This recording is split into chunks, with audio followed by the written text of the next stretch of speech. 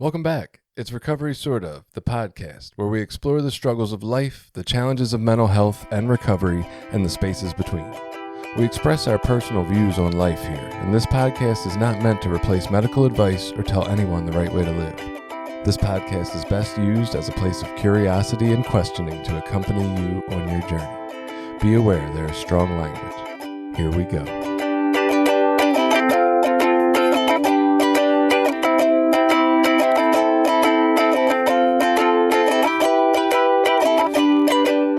Welcome back. You know who we are. Hi, Billy. How you doing? Hey, good. How are you, Jason? I'm good, man. I'm actually excited because I think this is going to be a really interesting conversation because we don't really have a topic or know where we're going, but it seems fascinating. So you're actively still participating in a 12-step fellowship or program, I guess. You brought forth a topic that you, in that program, you're sponsoring an individual, and there's some questioning I hear about how to do that. Like, where is the limit? Where's the line? How do we decide what's enough giving or where we're allowed to say no? And I think that is a hugely important exploration for each of us of who the fuck we are. Yes. Of what life means to us. I think this is a huge question you're asking in a very small way, but I love it. It's a great place to start. So I'm in a 12-step recovery program, and of course we do sponsorship, and your sponsor is the person that directs you through the steps. And I've sponsored quite a few people over the years, and I've had I hate to say a similar situation, but it's fairly, I'll say, common. Like, people come into the recovery process, they're usually in a recovery house. They get real connected with the recovery community, go to lots of meetings, start working steps, get a job, start getting their life together. And then when they leave that structured program, they fall back into using. And so this happened very recently with the guy that I felt pretty close with. I mean, he had joined my same home group, so I saw him all the time. We kept in touch on a regular basis, had him over to my house a couple times for things, and, genuinely cared about the guy, thought we had a great relationship, thought he was doing phenomenal. Everything, was going great. And he left his recovery house and got an apartment on his own, and within a very short amount of time was drinking. And I don't place judgments. I have friends that have decided to use and left 12-step recovery. And there is a difference between someone who decides they want to use and is managing their life and doing what they want to do and don't feel like it's a problem. I think that's possible. I used to not think that. I used to think anybody that uses think that was is possible. 100% fucked up, and it's just a matter of time, ticking time bomb. And I'm not going to lie, there's still an inside part of me that thinks that that's what's going to happen. That's but fair. I have enough people around that aren't doing that. Let me share with you. There's a part of me inside that still says this can't be a permanent answer. So I get that. So, and everybody's situation is different, right? Like, I know yours, because we've talked about it enough. I work with actually two different guys, who even their decisions around going back to using substances, like, their situations are very different. One just feels like it's a recreational thing. I guess he feels like he's grown beyond addiction, and now he still goes to fish shows and whatever, what I mean? It's that. It's that. But he says he doesn't do it all the time, and it's just every now and again, and he's fine, and whatever. I work with him, seems fine. There's no reason for me to question any of it. Right. But whatever, everybody has their own reasoning, and they're all people, like, we've had conversations, like, they've disclosed that to me, like, hey, I've using, you know what I mean, and whatever, and I know that's different than what we know of each other in the past. Right. How you have that conversation. It's weird. And I'm always like, hey, man, if you're happy in your life and doing what makes you happy, then I'm not here to judge. Probably not going to go hang out with you at a fish show, smoking weed, but, I don't like fish anyway. But me either. eating it or going to the music. Yeah. But, I'm not here to judge people anymore. There was a time in my life where I definitely did. Not now. Anyway, this guy isn't that. He started drinking, and I guess it got real bad real quick. And so he reached out and he called and, yeah, I'm really sorry. He's apologizing to me. I'm like, you don't owe me an apology. Like, it's your life. You make decisions that you want. If you want some help, I can help you. I'm willing to help you. And it started off, yeah, I think I want to get into treatment. I'm going to try to get back into treatment. I said, okay, well, I can help you with that. I have resources to help with stuff like that. The organization my wife works with, I was like, yeah, I can come pick you up after I get off work. I can come get you. We can go in there, whatever you need. Right. We can make it happen. Oh, well, I'm taking care of it. I got some things. I just wanted to let you know, sorry, whatever. Okay. So then I reach out to him when I get off work. Hey, did you still want me to come get you? Were you still trying to get into treatment? And I guess by then he was more drunk, so he's like, no, I think I'm good. I'm still working on it, but I need some food. Can you get me some food? And I said, all right, well, let me give you a call when I get home. Maybe I'll come down or something. This was like a half hour later because I had to go home and check in with my wife and what's going on. So I check in. Nothing. I check, hey, did you want some food? I can get you something, bring it down, drop it off, or whatever. Nothing. Doesn't get back to me. 3 hours later, calls me back. Hey, what's going on? Calls me like 4 times, blowing up my phone. And I'm just like, man, and now he's even more drunk. I can tell from the message. I know he had drunk called a bunch of our other friends. And, it was like, ugh. And so anyway, where that all goes is like, then I'm like, all right, look, I said, I can order some food and get it taken to your house because I don't feel like I want to put myself in a situation where I'm going dealing with a drunk person. Right. I just don't feel like, I don't feel like it's a safe situation for me. I don't know this guy in that particular element. I definitely wouldn't have went by myself. I would have tried to get somebody else to go with me. But at the same time, I'm providing him resources and opportunities to take care of this, and he's not jumping at the chance. You know what I mean? I'm like, hey, this organization has food. If you want some food, we can get you some food.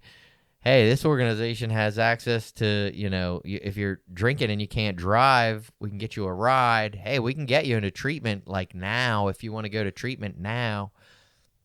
And it's like, help me. Mm-hmm. I want what I want. Mm-hmm. I don't want the help that I think I'm asking for is the way that I felt. Right. So anyway, immediately, like, I start to shut down and disengage. Here's a person that a week before that, I would have told you, oh, I love this guy. I help him with anything, He's a great guy, wonderful person. And now, like, a week later, I'm almost like, I don't want to deal with this motherfucker anymore. Like, and I felt bad. There was a part of me that felt bad. I did reach out a day or two later. Hey, how's it going? Are you doing okay? And he gave me the same line all over again. Yeah, I'm trying to get into treatment. And, from there, I'm just like, well, good luck. If I can help you in any way, let me know. And I kind of left it at that. And there's a part of me that feels guilty. Like, I should be doing more. I should be reaching out more. I should be trying, But then at what point, like, is it unhealthy or unsafe to help people who are using? And, of course, in, my world of 12-step recovery, there's always been these stories of, people going in and dragging people out of crack houses and all that sort of shit and getting them into treatment. Right. Let me just say that has never been me and probably will never be me. Now, I shouldn't say that because as soon as I say that, I'm going to end up doing that at some point. But it's just that's not the, like, I'm like, hey, I'll help you in any way that you want help.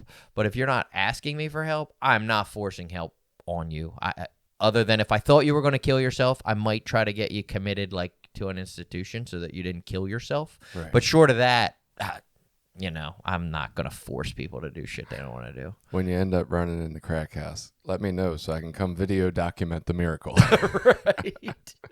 I want to see it. Man, yeah, you said guilt in there. I had guilt written down already. I knew that was a big part of this and what was going on because that's our human challenge. Okay, so in my mind, I say that a lot, in my mind. Maybe I should stop saying that. I think humans come to Earth and we have one goal, self-actualization. And what does that mean? Because it's a weird word. It means figuring out who the fuck we are and why and what we do and what matters to us. It's just figuring out who Billy is and being Billy. That's the only goal, right? Instantly upon birth, there's these situations that take place that what your body tells you to do in the moment to be self-actualized and be true to your authentic self ends up being conflicting with what our caregivers or the worldly environmental reaction around us tells us is okay, right? Which is procedural learning, a different part of what we get, which is if A happens, then B happens, right? I need food and love and protection from these big, large people around me, so I got to do what they want, and yet also my body is telling me I got to do what it says to do. So one of the very early instances, right? Babies, explore your world, babies. Your body tells you put all that shit in your mouth. Right. To figure out what it is, right? And your caregiver says, out of fear, oh my God, don't do that. That's terrible. You can't put shit in your mouth, right? Screams at you because they're scared. And now we have instantly broken apart who the fuck we are and what we're supposed to do in the world. We're supposed to put shit in our mouth to figure out if it's edible or not and explore it. And we're supposed to not piss our parents off and don't ever do that again. Right? Before we've ever had a fucking narrative thought or learned a word. And it's like, that makes us branch into trying to live two lives throughout our whole life. We got our one life of trying to be who we think we are, and then we got our other life of what everybody put on us and told us is what we're supposed to be. And then we fill our life with the life of two people, ours and those people telling us what to do, and then we're fucking miserable because it's too much shit. And like the answer is to prune away some of that stuff so that we have more space and can only be one of those people in one life. That was a lot to say, and like that's what I think happens in the background that leads to this place where we are very confused and conflicted about what is right for our body. Because there's no right. There's no right. Billy, if you came in here today and shared with me that you wanted to devote the rest of your life to helping this one individual realize that their life is worth living, what a fucking noble cause, buddy. And I believe you could do it, honestly. I believe with enough investment, any human could be helped and healed. But who gives enough of a fuck or has the time? Right. Honestly. Or what are you sacrificing in order to do that? Right. So you could have that noble cause. You know what? Nothing is more important than saving this man's life. That is a human life, most valuable thing on earth. I'm going to help him save it. Or you could be the guy that says, that's not my fucking problem at all. And these people in my house need all my fucking attention because I've, kind of unconsciously botched that for a lot of years. And they need a lot of my time right now in this little window I have to try to give them something else. And I would say there's nothing wrong with that either. That guy needs to find his own way. That's not really your problem. But the problem is that we, because of this divide we get early on, don't know what's right for us. And we have all this conflicting emotions, right? Because when we go and do what we think is right for us, we were programmed to feel guilt because somebody else is unhappy with that reaction. And we don't like when other people are unhappy with us. But when we do the thing that the world wants us to do, we feel fucking miserable and resentful and angry. And why do I got to do all this shit? He ain't doing nothing for himself. And neither of those answers feels very good. Yeah. So I think this is what you're saying in a very small way about this one particular instance in your life that, honestly, at the end of the day, you're going to figure out what you got to do for this guy and where your line is and all that. But like the process of doing it, I think is the process of figuring out what fucking matters to Jason or Billy for each of us in our lives and how we want to live and what's important to us. Like to me, this is the only question to ask about everything. Right. And that's where I'm grateful, like recovery's taught me to talk to people that I love and respect and how they're living. Mm-hmm. So one of the first things I do is I call my sponsor. One of the reasons I picked the guy that I have as a sponsor is because he does live a very different recovery life than I had been. I'm doing better now. But he was like super sponsored a lot of people, did a lot of like connection with sponsees, like never hesitate. Like if he don't hear from people, he's texting them or calling them, hey, what are you doing? How's it going? I hadn't heard from you in a while. Like just very different from the way that I was sort of quote unquote taught to sponsor. Programmed. He was also very, has sponsors like to his house and invites people over and gets really like involved and takes active effort. And I'm like, oh my gosh, like that's so different than I was always like, I'm sitting back here, like whatever, waiting, like all the effort needs to come from you. Right. And I put forth 0 and I just meet you at your level of effort. And so I picked this person because they had that different, approach. And I know he's definitely been way more outgoing with trying to get people into treatment and things like that. So, to be able to call him and like talk about, hey, how do you decide like where the lines are and what you're willing to do and what you're willing to put out and, money wise, like money, $20 isn't going to hurt me. Give the guy $20, you know what I mean? If he really needs, because it's, I need food. Can you give me some money for some food? And it's like, well, I don't know if I can give you money for food. I can get you some food, it's like that shit. But then I'm like, well, if he wants $20, is $20 going to really kill me? Like I got $20. It's not a big deal. But is that the best way to help? Is that the best thing to do? And ultimately, I think that what heals people that are really struggling with addiction is just compassion and love and helping them to learn to love themselves, and that's where it starts. But how do you do that? Right. And it's just giving them $20 going to do that, So let me, one of the things I was thinking of when you started this conversation was you were talking about and explaining, which I loved because I don't think of this. I just assume people know everything.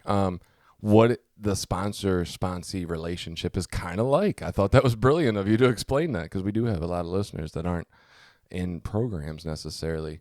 And I want to say from when I was going through my schooling and my training to be a therapist, I always felt like I had this thing, this I've been sponsoring / mentoring / guiding people for years coming into this. And I always felt like it was a valuable piece to draw on.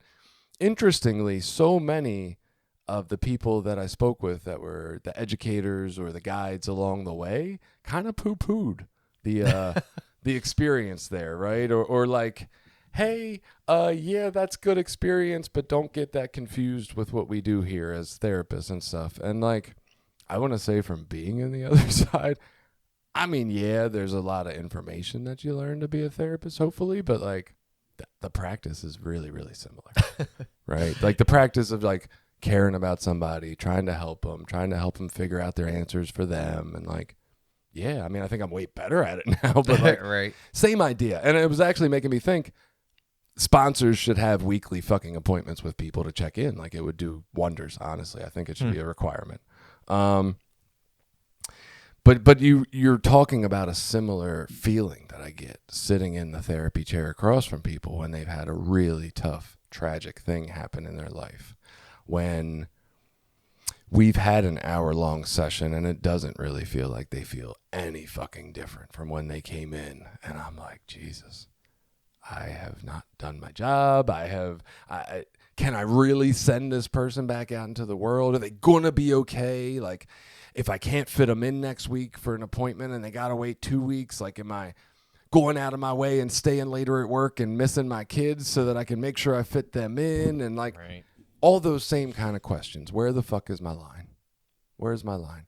Where am I allowed to put the line that says I've done enough and nobody can judge me from here, or I won't judge myself from here, or I won't feel bad from here, and what I've realized is there's no such fucking thing. Does not exist. There's not a place. You're not going to come up with a solution to that answer. Well, and I mean, in the 12-step fellowship, I feel like sometimes we even get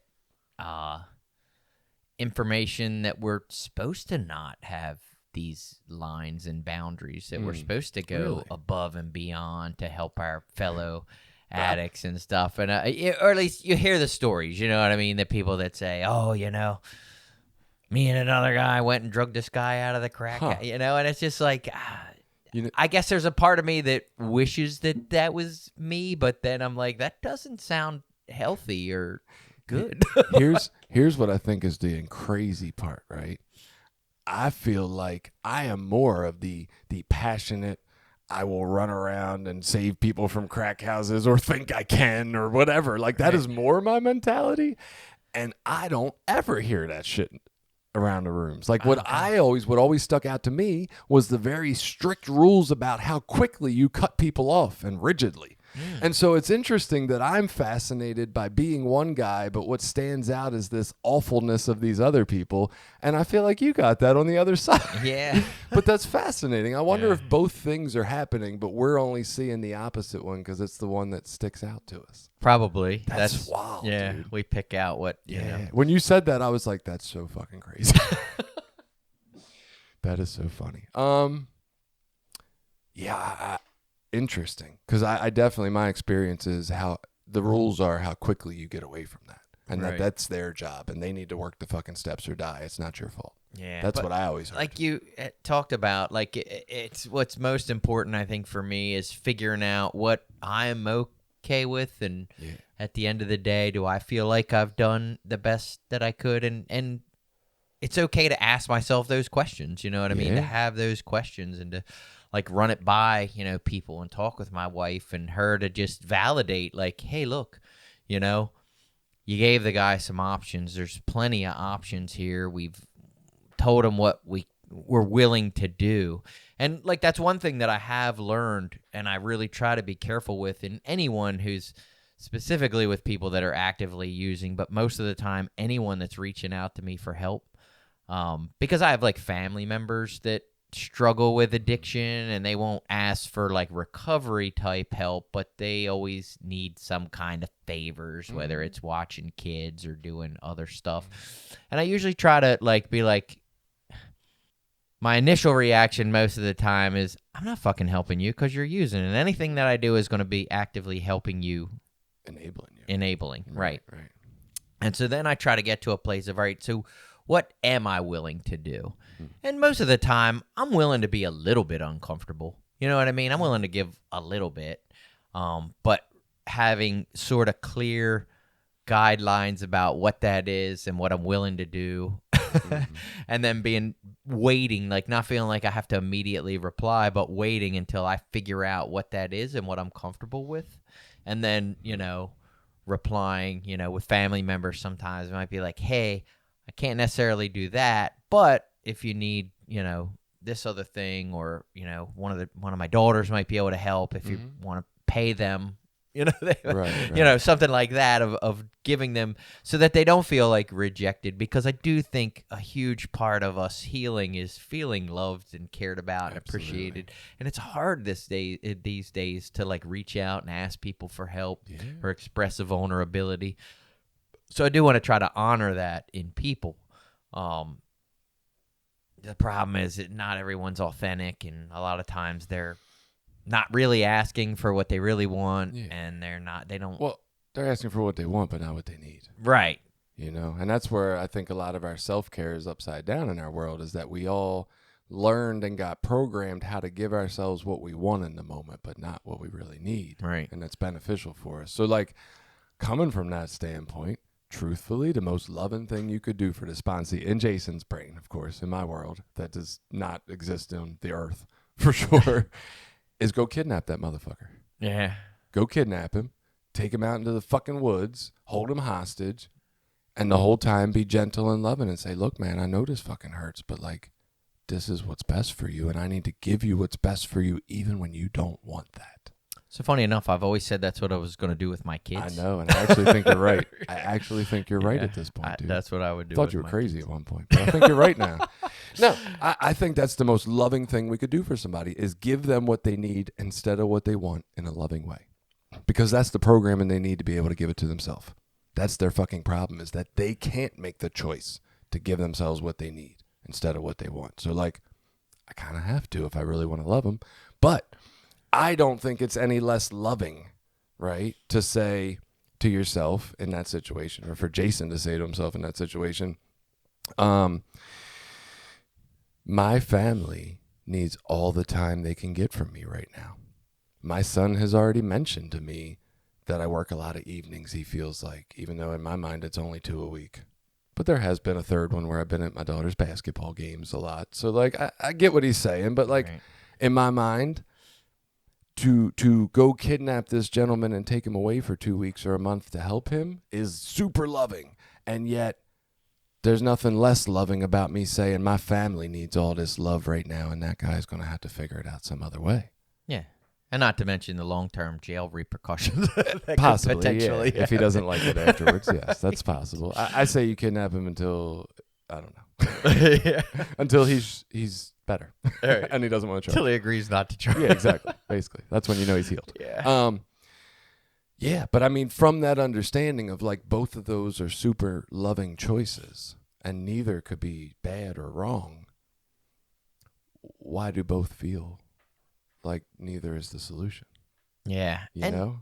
And I mean, understanding like we're all in different places in our lives too. Like what I can do today is probably more than I could have done a few years ago just because I did have young kids that Right. needed a lot more attention. Yeah. My kids are older now, they're fairly independent. My daughters are both adults doing adulting things, so they don't need daily, check-ins and support and that stuff. I mean, we see them all the time and have dinner with them on a regular basis, but Right, they're right. pretty high functioning. Mhm.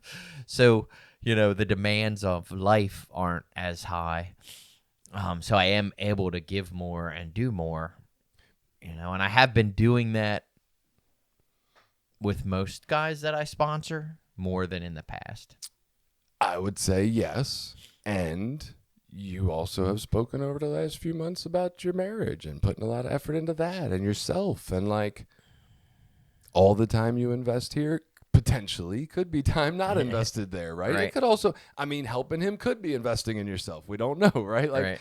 there's so many aspects of it. And that's where I think we're all coming from the wrong starting point of intention in trying to solve it. And that's why we can't solve it. That's why both forks look bad. Right. Right? Okay, so this isn't necessarily the ideal situation to do this for in my mind, but that's okay. So I'm taking a piece of paper and I'm going to divide it into 2 columns. And I'm going to have column A and column B, right? Real easy, nothing tricky there. And column A, what I think we're doing, this is our 2 choices in every situation, it seems like. In this situation, I think is a little trickier. It doesn't have as fine lines for the columns, but I think we'll still be able to do it. Column A turns into something, we talked about that procedural learning versus self-actualization. Column A is more the self-actualization in my mind. So this is doing things the way I really authentically want to do them in my life.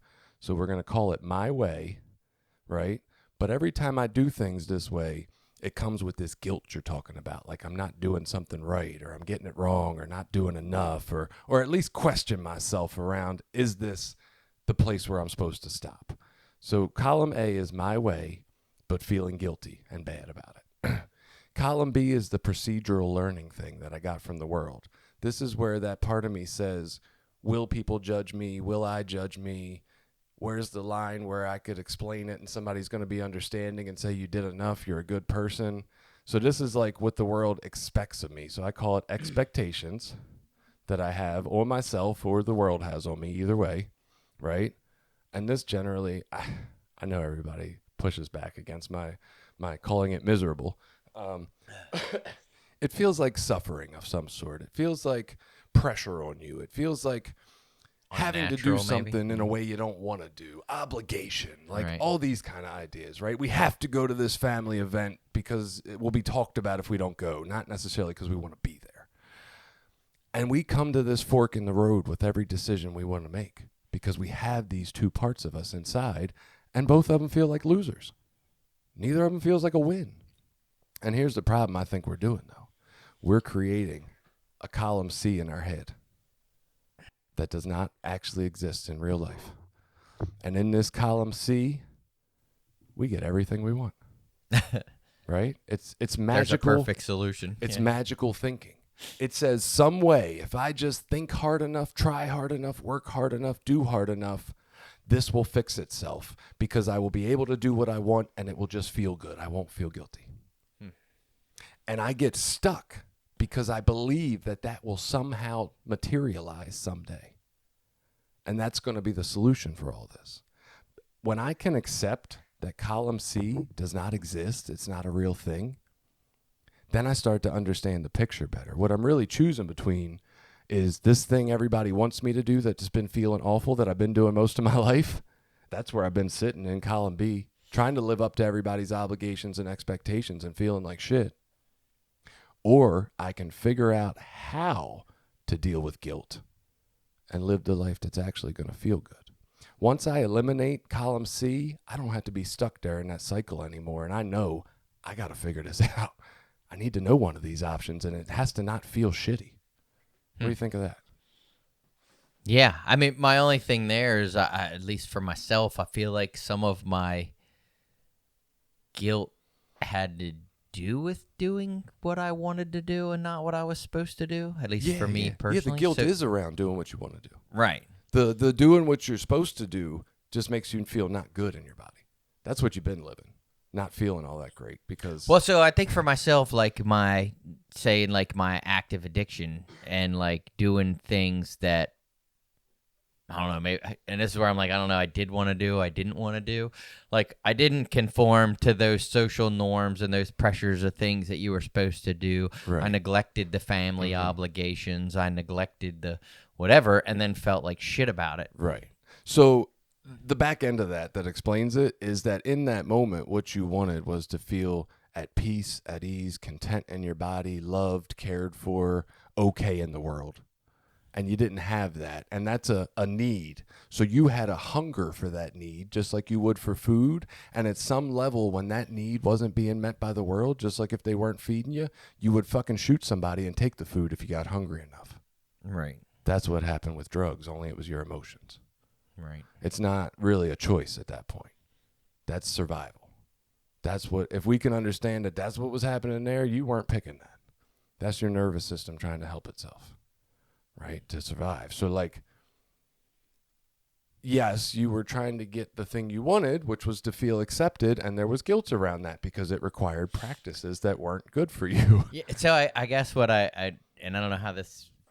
It felt like in your picture that we're only supposed to do the column A and not really the column B. I think so. And I guess I feel like anyway, my experience was almost, not always, but probably half the time was that when I started doing the column B stuff, I felt like, oh, I don't think I'm a piece of shit as much anymore. Yeah. Because I felt like a piece of shit being neglectful and dishonest and a liar and a thief. Yes. So there's, Well, and this is that weird part where, like, if you could have not felt like those things in the first place, you'd have never done those things to feel better.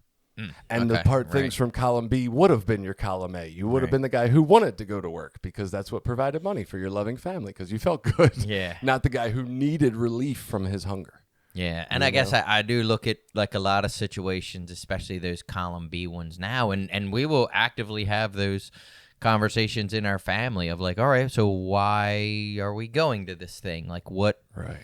Because obviously it's giving up time, and that's a valuable resource right now, and family might be far away. So it's an hour and a half drive to a 3-hour party. That's an hour and a half home. That's a whole day, And so we will actively talk about, well, why are we going? Is this worth it? Is this a situation that we feel like we should or shouldn't do? And then that helps when you make the decision not to have all that misery around it. Like at least you're thinking through those options and realize what you're sacrificing and why you're sacrificing it. And so sometimes there is still some sacrifice, but at least you're like, okay, well, at least I can be okay with it because I know why. I'm not just doing it and feeling miserable. You have a why. Right. Yeah, that's a old Nietzsche quote, right? He who has a why can endure almost any how. And that's what I feel like in my life. I stepped back and I said, why the fuck do I do all this shit? Why do I go to work every day? To make somebody else rich? Because that's what's happening. Right. No. Jason goes to work every day to make enough money for Jason and his family to feel okay. But what amount is that? And have I been making too much and working too hard for it? I think I have. And the flip side of thinking through some of that and making those decisions is like when we can't do some of those things or don't do some of those things, makes the guilt less. You know what I mean? Like, because we do the things we can do, and we don't do the things that either aren't worth it or aren't really within line with our values or what we think we can do. Right. And it makes it easier. And I think talking about it in community makes it easier personally, because if I was the one sitting there just having this conversation in my head, it previously in my life, at least, it was never enough. It didn't matter that I showed up at the ones I could. If I missed any, I wasn't enough. And like, that's where I got to understand that. And I said this before on here, guilt is a yellow light, not a red light. We all stop when we feel guilt and we're like, oh, and this is fucked up because I teach everybody all day long. I'm like, listen to your body. Your body knows what it's doing. And then they're like, but I feel guilt. And I'm like, but that's wrong. Don't feel that. Right. Well, it's understanding that, yes, you feel guilt, but it's because you were programmed with the wrong fucking information. You were programmed with by people who felt guilty. That's why you feel guilt, right? You weren't shown that it's okay. Nobody modeled that you just do what the fuck is right for you, and that's enough. And like, had you had that modeled, you wouldn't even question it. There wouldn't be no guilt. So it's like, yes, you have guilt, but but why? That's the real question. Where does the guilt come from? Who gave you the message that says you need to do this or more or this particular piece of it? Where does that come from? Because you don't have to do anything. Nobody believes, I don't believe, Billy, that you have to do any more than whatever the fuck you want to do, honestly. I mean, you show up, you care about your kids, you talk about it week in, week out, you care about your marriage, you talk about it when we come on here, you care about being a guy who shows up in the world as a guy that gives a fuck about the people he loves. What the fuck more do we need from you, Billy? I don't need shit. I think you're a great human already. And there's a part in you that can't believe that or hear it yet. And that's the part that you're fighting against. It ain't none of these people out here. It's that part that can't hear me when I say you're already a fucking great guy. You don't need to do any more to earn it, bro. You're already there.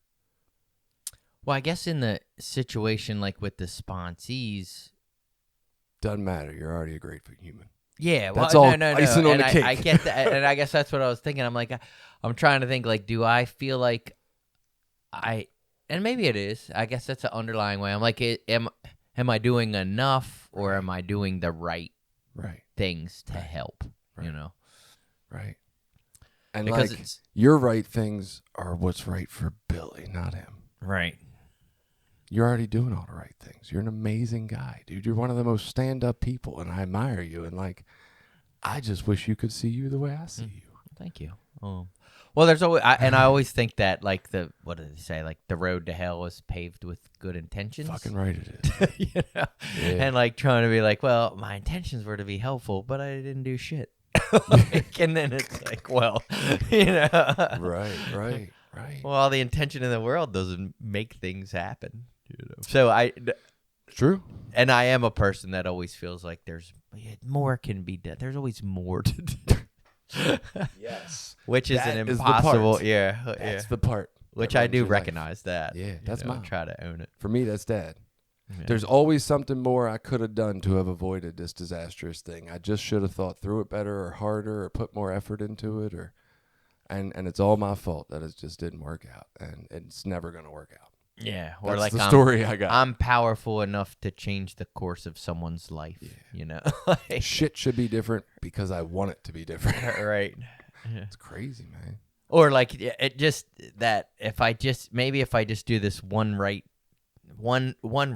thing, you know, then they'll see and they'll come back and they'll, you know. Fuck, dude. You just pointed at something I am still very caught up in that I am not aware enough of. That I do that so much. Right. I'm like, oh, they just need to hear me say it this way. Then it'll make total sense.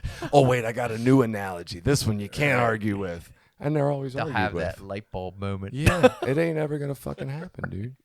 They all feel like light bulb moments for me, though. I'm like, this is fucking brilliant. People will get this if I say it this way. Right.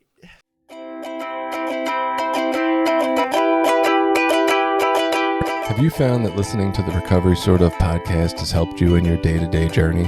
Please share the message of compassion and well-being with the loved ones in your life. Connect with us more at recoverysortof.com, Facebook, Instagram, Threads, YouTube, and other social media spaces. And have a great week.